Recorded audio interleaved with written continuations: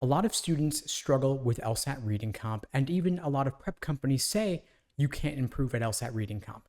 The good news is they're wrong. Today I'm going to share with you how you can significantly improve your LSAT reading comp score, and the secret is often doing less. For those who don't know me, my name is Steve Schwartz. I've been teaching the LSAT since 2005, and I personally increased my LSAT score from a 152 to a 175. And what I found is that my LSAT reading comp score often was better when I did less work up front. It takes time to write things down, it takes time to read things, and the notes that you take often end up not even being that useful. This was the case on the paper LSAT, and it's even more true on the online LSAT because the underlining and highlighting tools are oftentimes glitchy and imprecise, meaning that you waste valuable time when you try to get them to work to highlight and underline what you're trying to notate on the passage text itself. I have found that instead, taking a more minimal approach is oftentimes a lot more effective, just jotting down maybe a couple of keywords, summarizing what's the main idea, what's the author's opinion, and to leave it at that. Now, a lot of folks will say, read Scientific American or The Economist to get better at reading difficult, dense text. The thing is that these are popular magazines that are typically read for pleasure, meaning they're meant to be engaging. And of course, they're targeting a relatively more educated audience, but the thing is that they're still written for enjoyment. Whereas in contrast, LSAT reading comp passages certainly are not written for your personal enjoyment.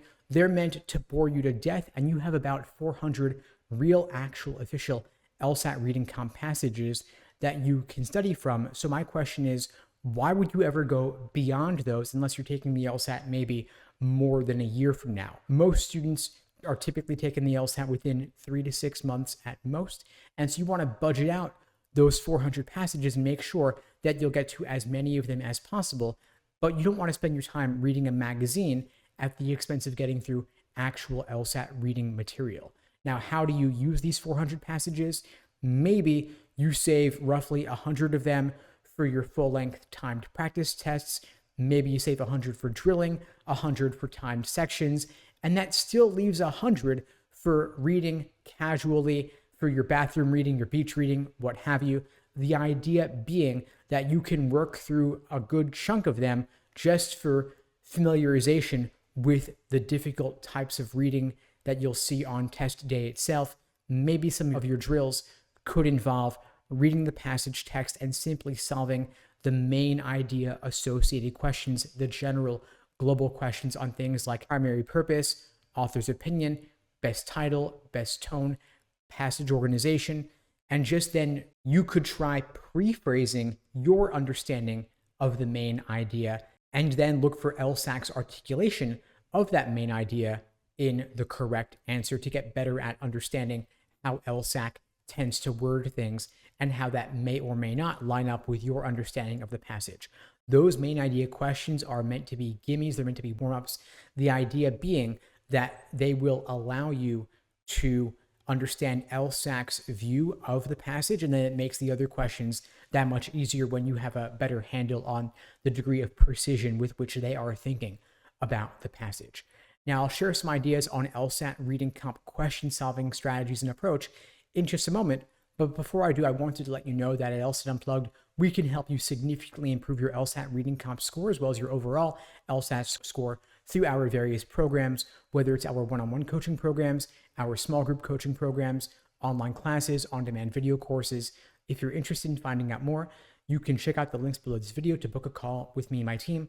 We'd be glad to help you out.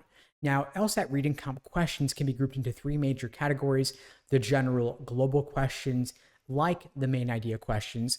You then have your more detail-oriented questions, which require a bit more going back to the passage text. And finally, lastly, you have your more inferential questions, which require a bit more reading between the lines. Of course, these questions can be scrambled and presented in almost any order.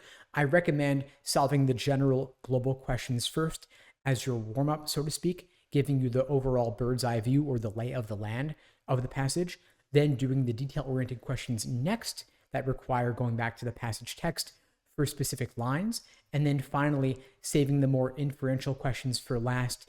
These are a bit more abstract, a bit more reading between the lines, and this is where you'll also see those parallel reasoning or analogy type questions, similar to some of the tougher questions in LSAT logical reasoning.